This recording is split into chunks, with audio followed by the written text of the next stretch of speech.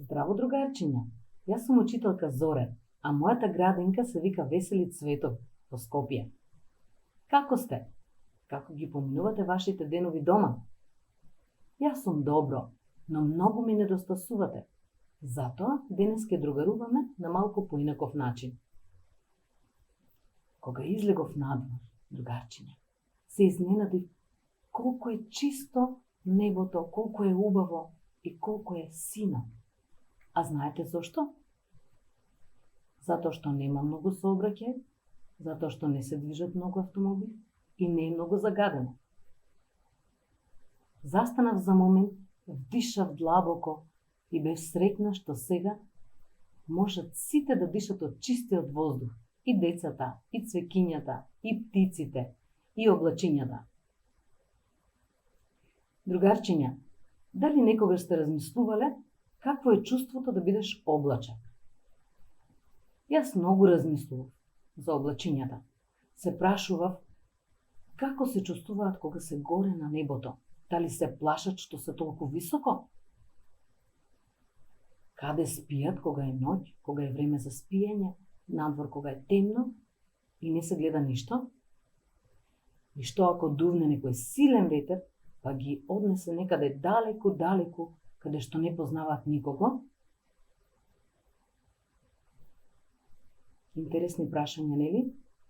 Сега, другарчиња мои, ќе ви ја раскажам приказната за Буби.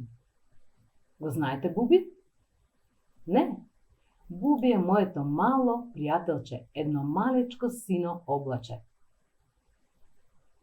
Буби беше многу среќен што е облаче. Весело си пловеше по синото небо и напати се качуваше високо горе, се вивнуваше како да сакаше да го допре сонцето, а напати слегуваше долу, ниско и како да сакаше да ги допре цветчињата на ливадата. И повторно одеше високо и пак се спушташе ниско. Пловеше и си леткаше каде што сакаше и колку сакаше.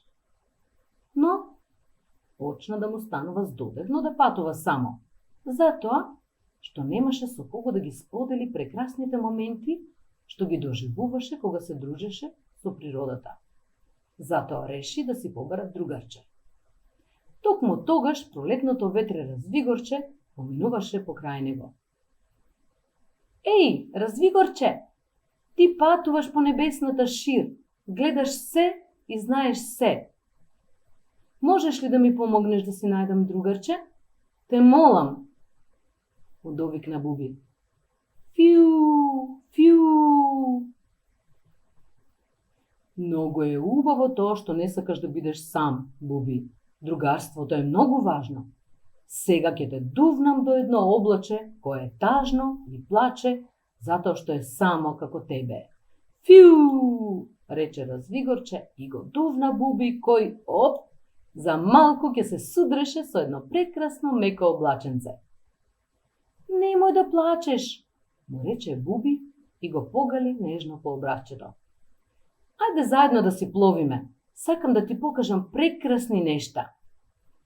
Двете облачиња се фатија за рачињата и се вивнаа високо во небесното синило и се чинеше дека можат да го допрат сонцето. Па се спуштија ниско и изгледаше дека можат да ги погалат шарените цвеќиња на ливадата. Се вртеа во круг, се фаќаа за рачињата и се пуштаа, и се превртуваа и гласно се смееа. Беа среќни што се најдоа и не се веќе сами. Буби радосно му ги покажуваше убавините на природата која ги обкружуваше.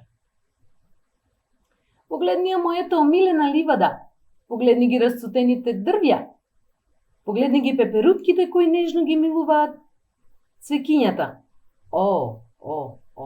Погледни што се случува овде. Двете мали лаленца ги беа наведнале своите главчиња.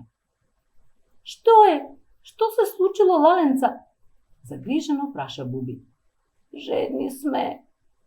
Одвај, одговорија двете лаленца во исти глас. Двете облачиња се погледнаа, си намигнаа и со насмевка на лицето почнаа да ронат ситни капки дош. Лаленцата за миг ги исправија своите главчиња и се насмевнаа. Се насмевна и Сончко, кога виде дека неговите зраци се провираат низ дождовните капки. Направија прекрасно виножито. Сите воодушевено го гледаа виножитото и видеа дека боите си имаат свој ред. Црвена, портокалова, жолта, зелена, сина и на крај виолетова. Се прашуваа дали секогаш се редат по истиот ред. Што мислите, дечиња? Дали секогаш боите на виножитото се редат во ист ред? И јас не сум баш сигурна, но заедно можеме да истражуваме и да откриеме. Другарчиња мои, дали ви се допадна доживувањата на Буби? Да, знаев дека ќе ви се допаднат.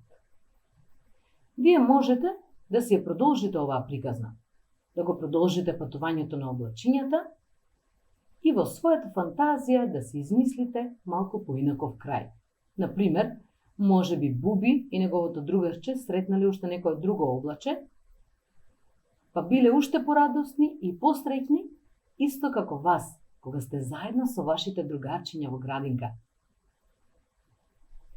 Ајде сега да се потсетиме на приказната. До што се доближуваше Буби кога одеше високо горе?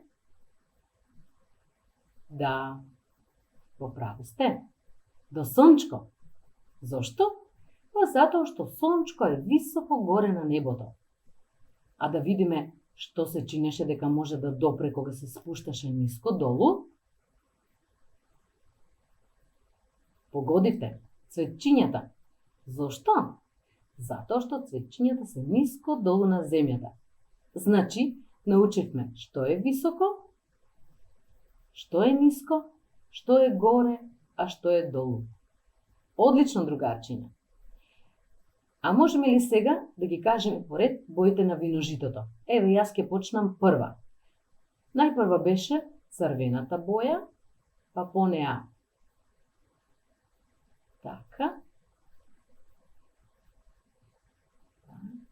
И на крај виолетовата.